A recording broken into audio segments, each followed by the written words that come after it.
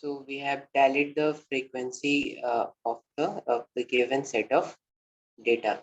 Now, as we would see in the first column for the horizontal axis and the third column for the vertical axis to draw our frequency histogram. So as we have already drawn it using this, so let me explain it over here.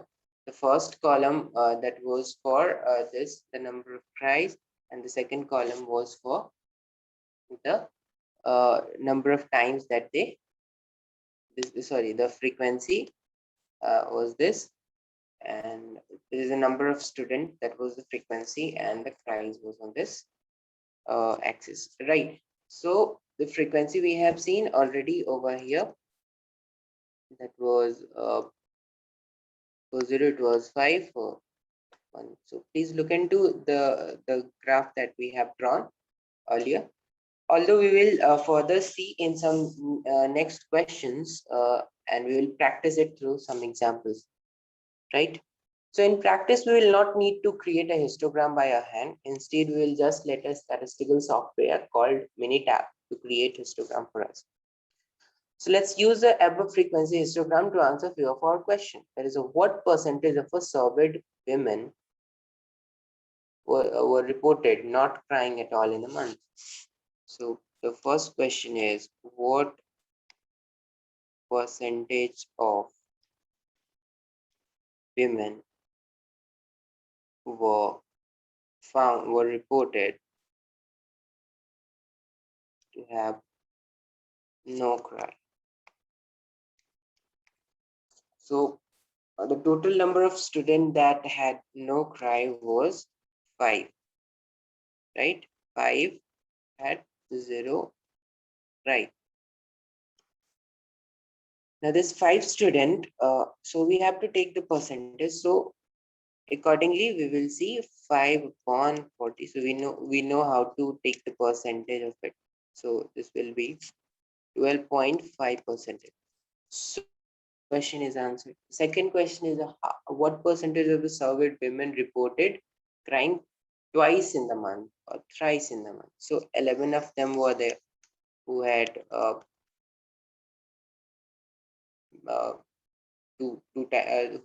who has cried twice in the month. And accordingly, for 3 it was I think 6. For 3 it was 7. Okay. So again, for that we will do like this. So we know how to calculate the percentage. The main purpose of answering this question is to draw a relative frequency histogram. The frequency histogram is not 100% user friendly. So to answer this type of questions, it would be better to use a relative frequency histogram, right? So now we have seen this.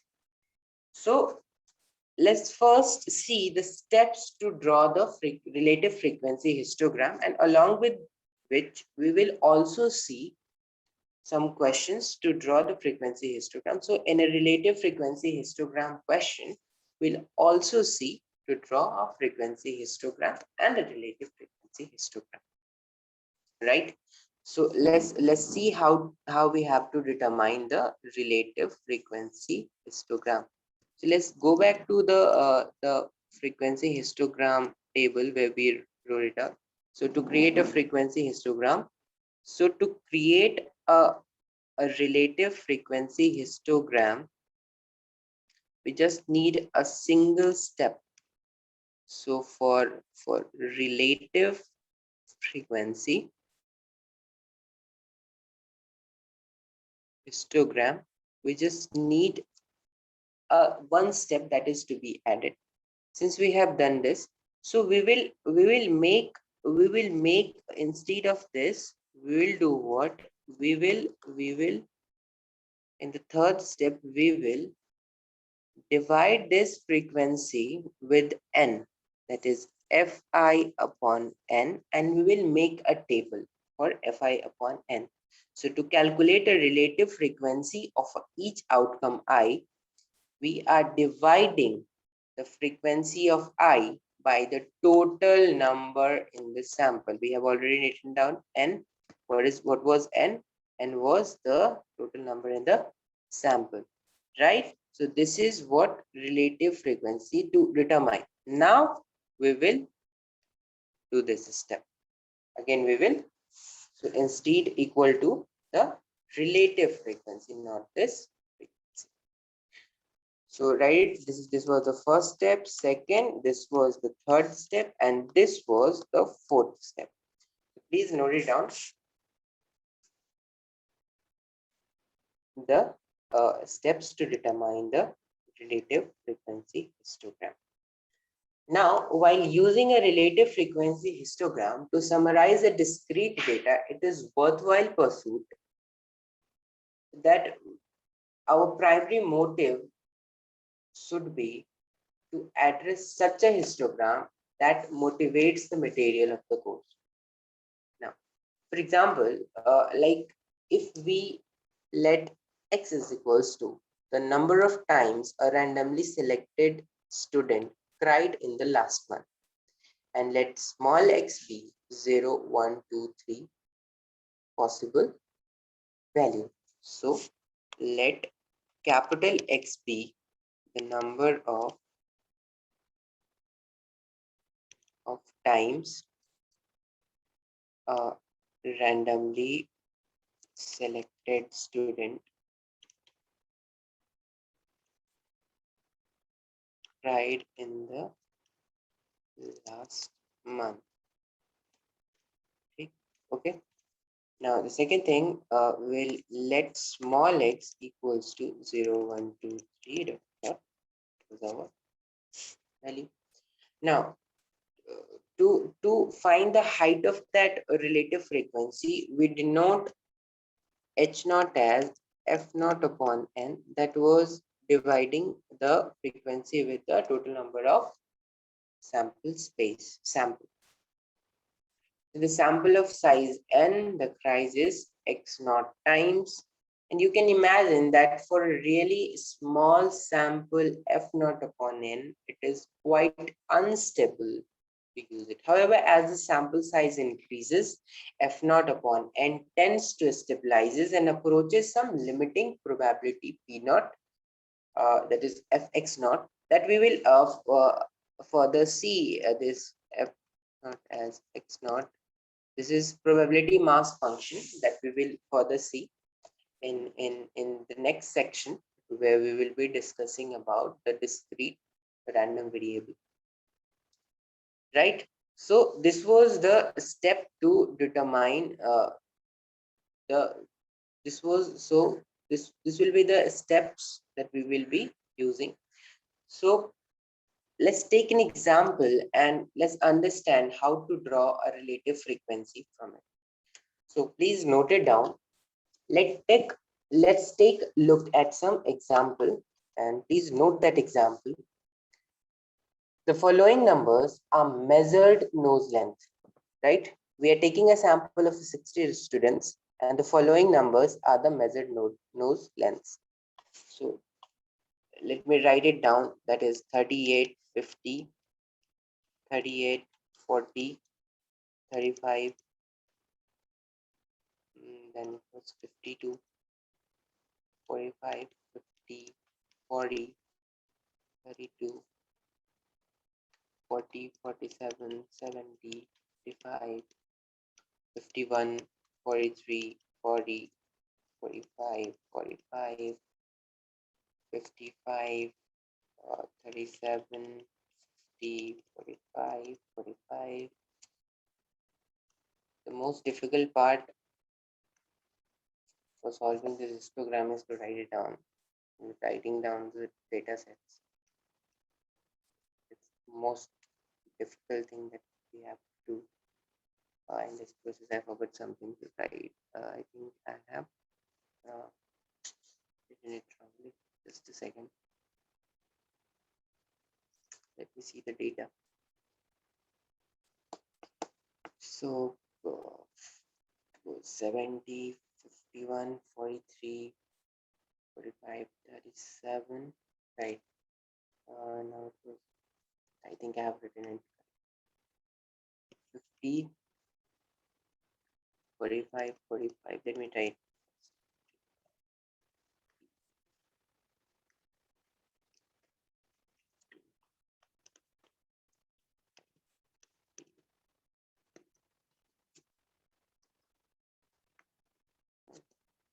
One, 51, 50, 56. We're taking a large sample, that's why it is taking time.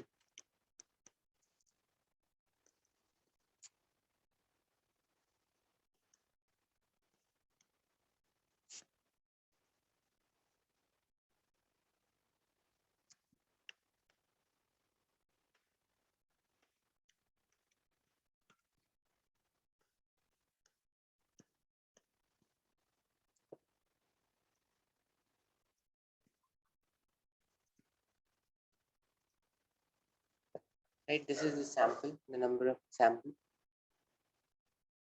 So let's make it in a way. So how to create a histogram for this data? The main purpose is this, right? So the main purpose of drawing this histogram is to make a tally. First, we will make a tally for it. Like, but since we have seen this is a huge data set. 60 is a huge data set for us. So what we will do is we will define the class interval for this, right? How to do it? We will see. Since the number looks discrete, but they are technically continuous. Why continuous? Because we have seen the factor that was differentiating in the last class. We have seen the factor that was differentiating a discrete and continuous was the restricting factor, right? So the measuring tools we considered for a piece of a string and a ruler were the limiting factor. In getting more refined measurement, so in most cases, nose lengths come in 5 millimeter increment, that is 35, 40, 45, 55. So of course not, it will be silly me writing all of the data one by one, that what was the frequency for 35, what was frequency for 38. Instead, we make a class interval of 5. That is, all the tally will come under 35 to 40, whether it will be 5, 6, 7, any number. So we will, instead of making a number to the frequency versus frequency, we will make a class versus the frequency. So as we have seen, so let's draw a class interval. Class interval we have considered is let's say, let's make a class interval of 27.5 to 32.5, right? And how to determine this class interval? The first question will come in your mind. So if there is a key class interval, so to determine the class interval, we first of all consider the upper limit and the lower limit of the class interval. Like here we have considered 32.5 and 27.5. You can consider any of the examples, so any upper limit and a lower limit uh, with a 5% of with a 5 millimeter of increment. You can consider any of them. I'm taking this as upper limit and a lower limit for the so that it becomes easy for me in the next question, that was for the density frequency density histogram. So let me, it is basically example of a density histogram, right? So using that we will see also the frequency, how to draw frequency histogram and relative frequency histogram. So in this question we will summarize all of that, right? So let's first take a tally and then we will see it. So let me make it a chart. Let me make a chart for it. this is the class interval. Second will be the frequency. The third will be the relative frequency. And the fourth, I'm writing density frequency, but we will see it later on, right? We'll come back to this and we will see. Let's first make class interval. That is 27.5 to 32.5, 32.5 to 37.5, 37.5 to 32.5.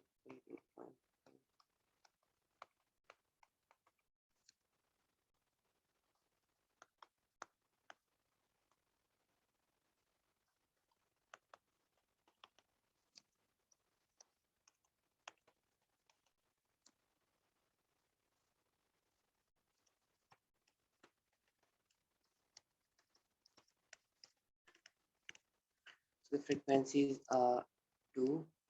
These calculated according to the data. I'm writing it down directly. 11, 3, 0, 0, and 1. So how did we determine the relative frequency? We used to divide the frequency, the ith frequency, with the total number of the sample, and this is equals to 60, right? So we'll divide each of them by 60. So for first it comes as 0.033, second it is 0.083, 0.283,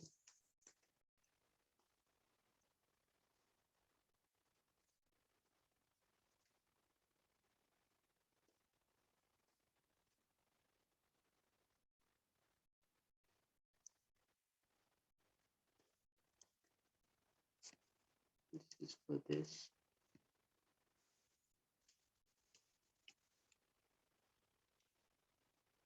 right? The formula that we have used over here is Fi upon N, and N, this is equals to N. Now we'll see how to draw the density histogram. So on rounding off, it comes as 0.999. So our relative frequency comes, sum of the relative frequency is 0.999. So let's first make a frequency histogram for this, right? Let's make a frequency histogram for this, and then we will make what?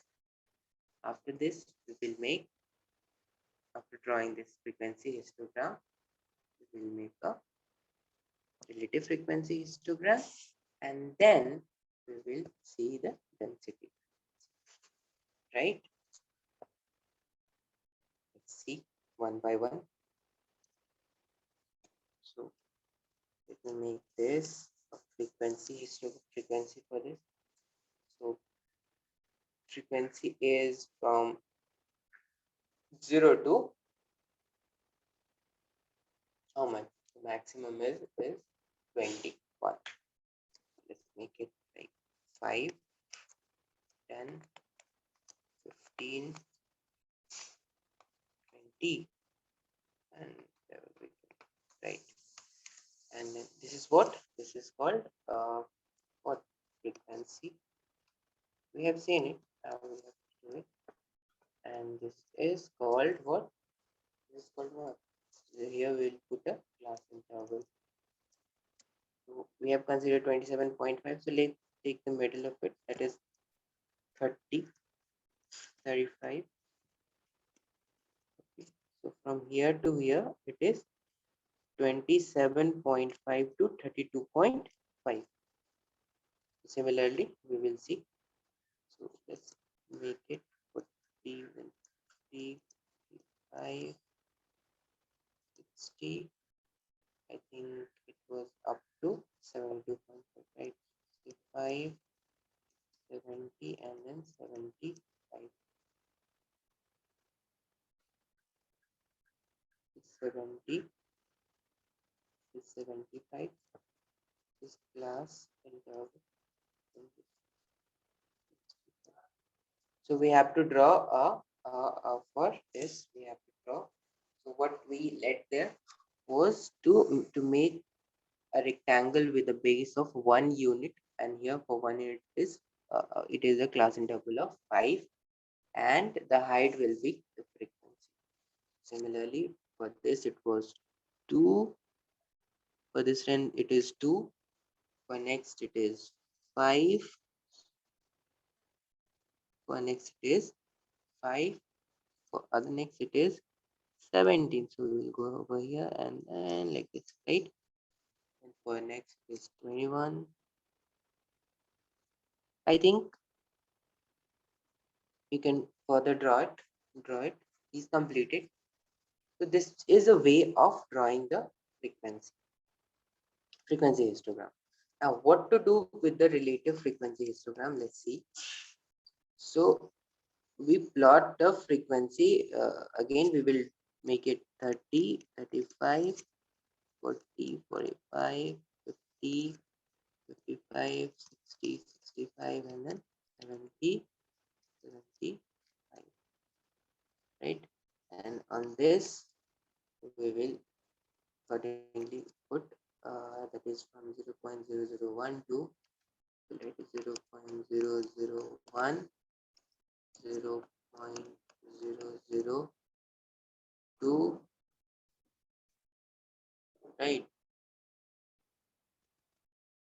I think I'm not mistaken with this slightly. Uh,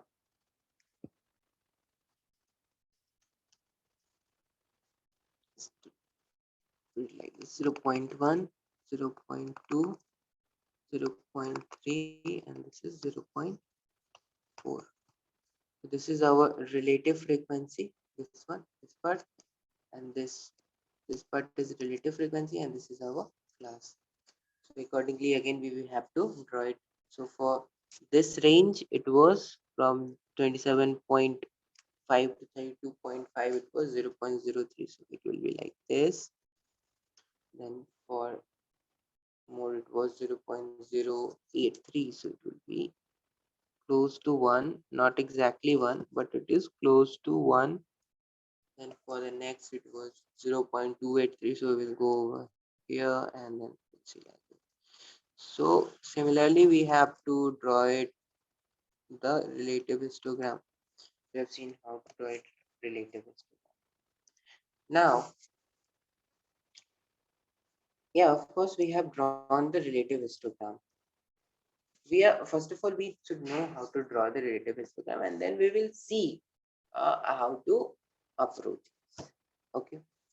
So in the similar way as we have done it earlier, the steps to draw a relative frequency histogram, or what we call it.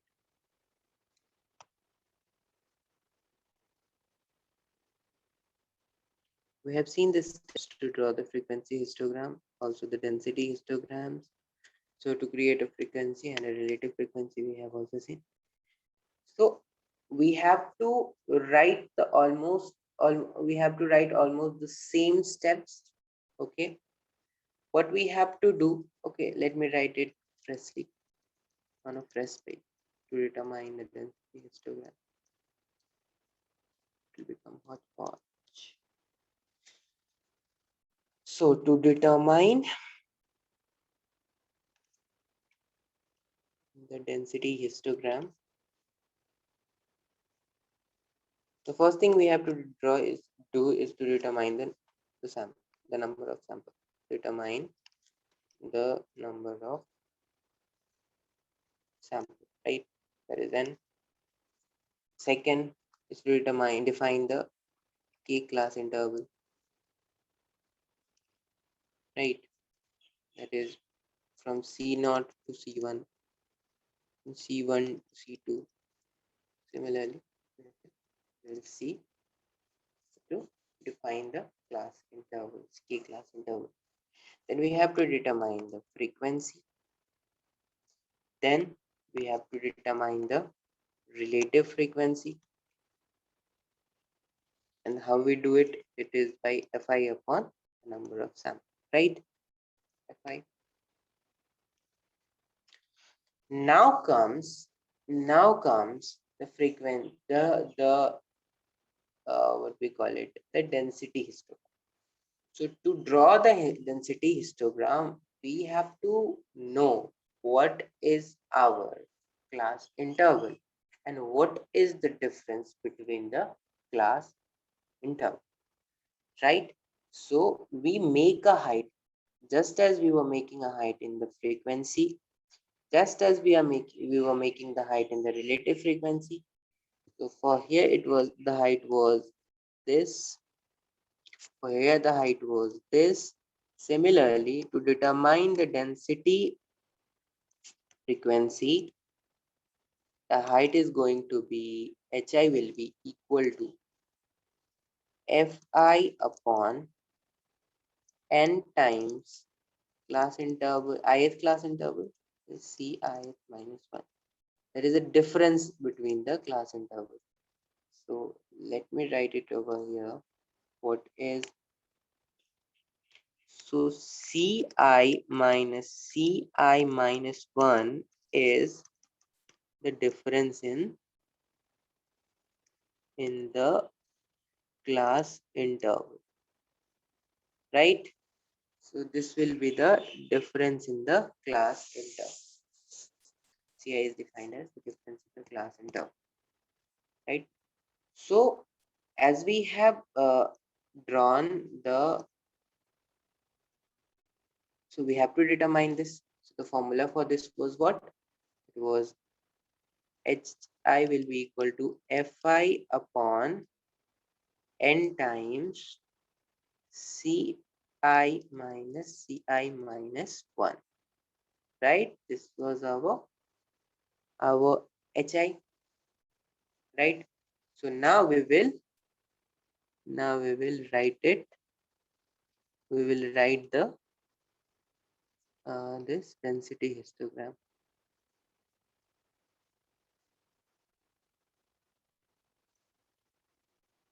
right? So the first is 0 point. So we have already defined this, right? Fi upon n. So we have to divide it with the class interval. So fi upon n will be divided with the difference of the class interval, and the difference of the class interval is 5. 32.5 minus 27.5. So we'll simply do what? We will divide 0.33 with 5. This is equals to 0.0066. Similarly, 0.66, 0.0166, 0.0566, 0.0700, 0.0366, 0.010, and that will be 0.034,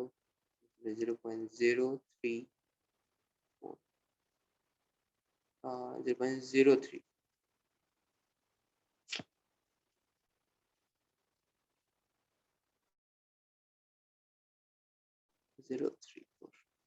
This is our density frequency, and now we have to plot a histogram for this. So I will do the, since this was for frequency, this was for, the next one was for relative frequency, and we will see for density histogram.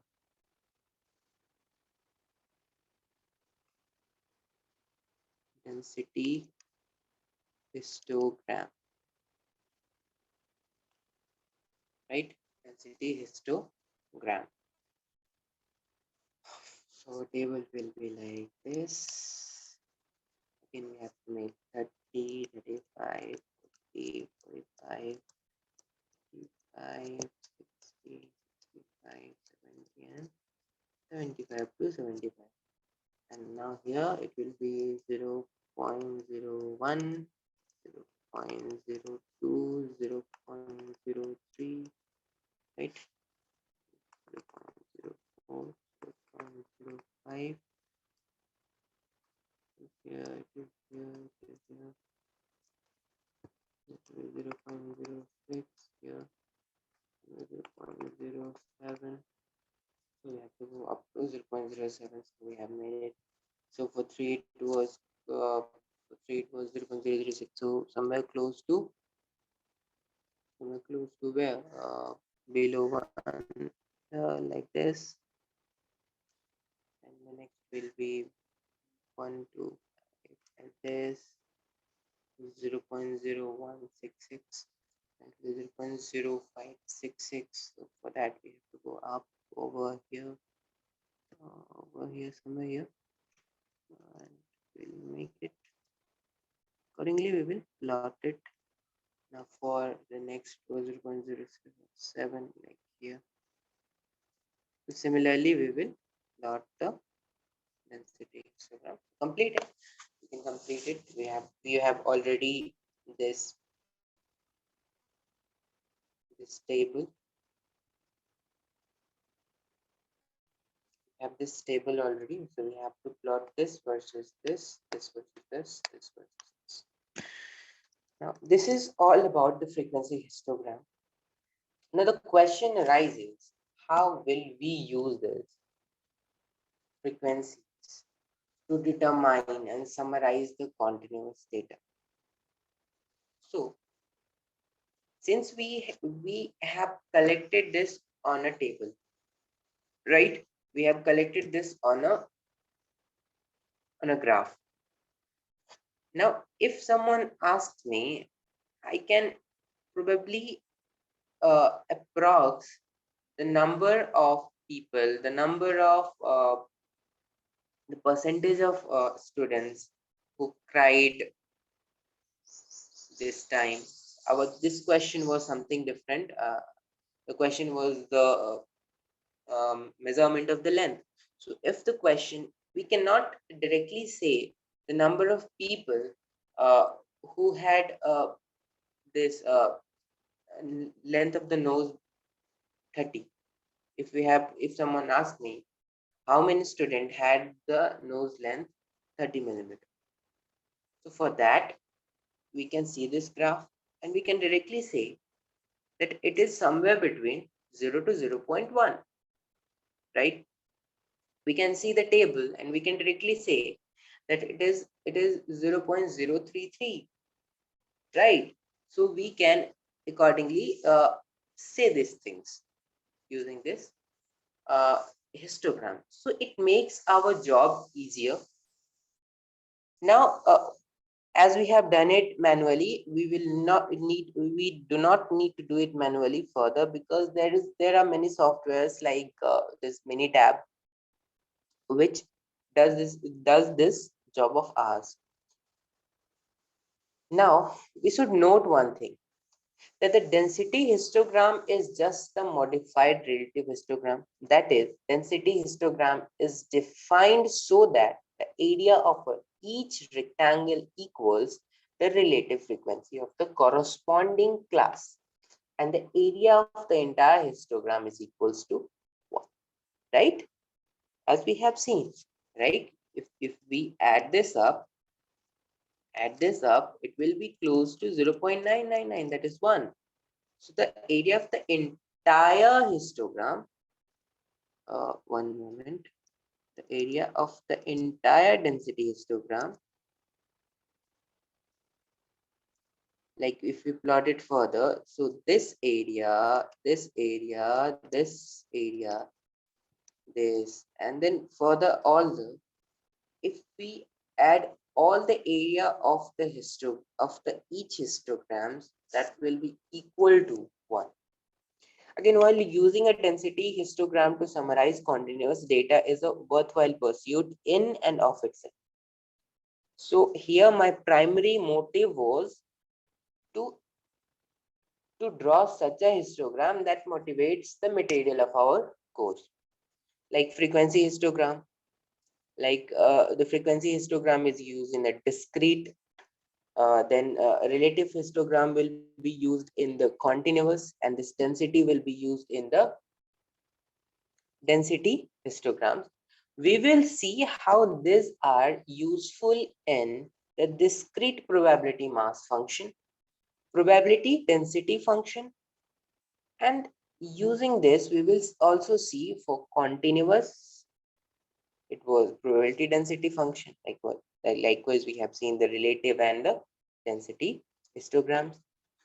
For discrete it was probability mass function. So similarly, as we will come across the different properties of this probability, we will see how this histogram is useful in understanding the further things, right? So in next class we will discuss the properties of probability, right? And how critically it is important to advance our most kind of scientific researches. We will also define what is event. We will derive new event by taking subset, unions, intersections, like and or complement of already existing events. We will learn different kinds of events, namely empty events, mutually exclusive or disjoint events, exhaustive events. We'll also see the formal definition of probability. So there are many things that we will come across, and we will also see the person's opinion approach. That is to answer a research question, how he approaches using the relative frequency approach, the classical approach of assigning a probability to an event, and then we will see the 5 fundamental theorems for the probability, and we will make a lot of practices calculating probability of various events. So in next class we will discuss the properties of probability. Thank you so much.